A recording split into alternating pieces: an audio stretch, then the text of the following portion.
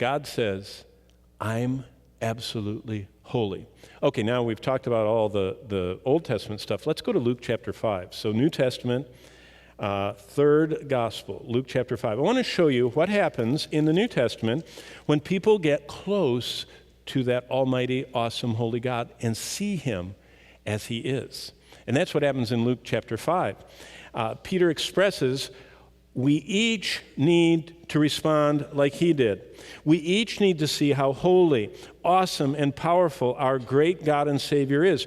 Because when we see it, the first response should be what Peter does. What does Peter do? Falls down in front of Christ's knees. I mean, that is such a picturesque event. Peter, when he realizes that Jesus, the friend, Jesus, the great teacher, Jesus, the nice guy, is that God of the Old Testament in human body, he falls right down in front of him. And he says, depart from me.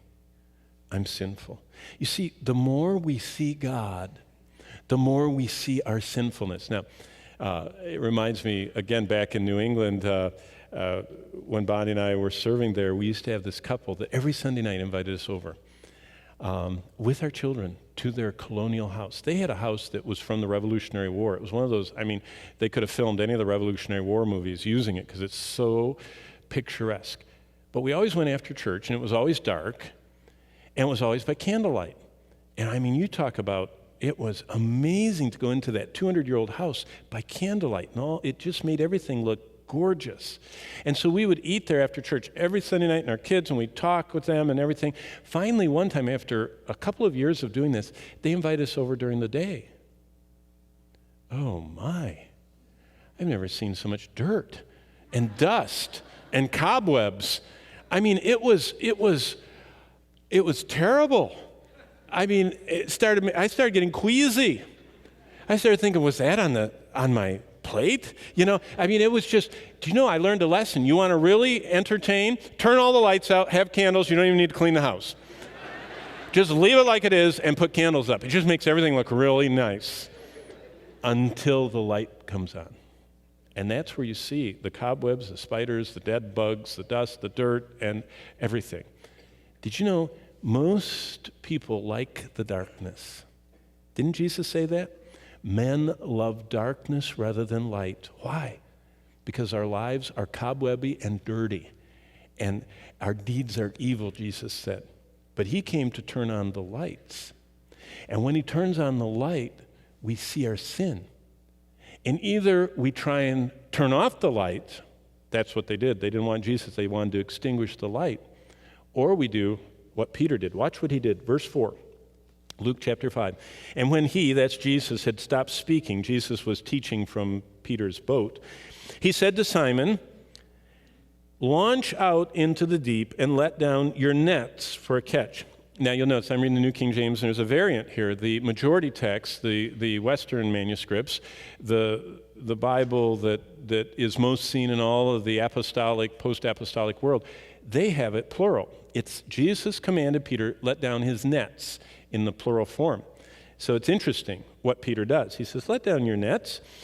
And Simon says, Master, verse 5, we have toiled all night and caught nothing. In other words, I know this lake. I've been fishing it my whole life. I know where the fishing holes are. You are speaking. This is not the fishing hole. And I've already folded my nets and dried them on the shore. And I'm ready for going out tonight. And I don't want to get them wet again. Then I have to spread them out and dry them again.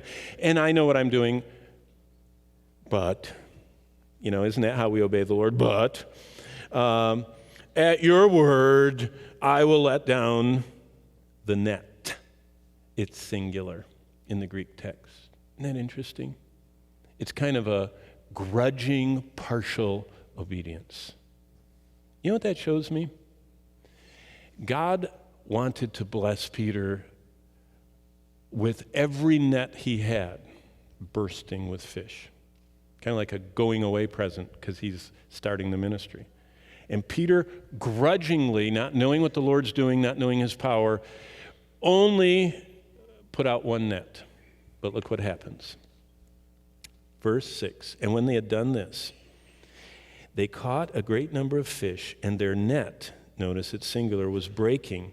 So they signaled to their partners in the other boat to come and help them. And they came, brought the boat over, and you can just imagine, just the commotion of this. Fish are flying. They're just, as fast as they're getting them out of the net, they're throwing them in, and there's just more in and they filled their whole boat, so now they're filling the boat next to it. And both boats are starting to sink and are getting dangerously close to the water coming into them. So that's the scene. And right in the middle, verse 8, when Simon Peter saw it, fish are flying, everyone's excited. I'm sure the other disciples were counting, wow, this is a year's worth of catch, and they're calculating and everything, and all of a sudden one member of the group isn't fish throwing. He's looking at Jesus, and it says, he fell down, verse 8, at Jesus' knees, saying, depart from me, for I am a sinful man, O Lord. Did Jesus say anything about sin? Did Jesus rebuke him for not throwing all the nets out? For not obeying him completely? Does Jesus bless even partial obedience? Any blessing is from the Lord. And how he wanted to show himself to Peter, even to Peter's grudging, partial obedience. He showed himself. Why? For that response. See, the light came on. I think Peter was candlelight listening to Christ.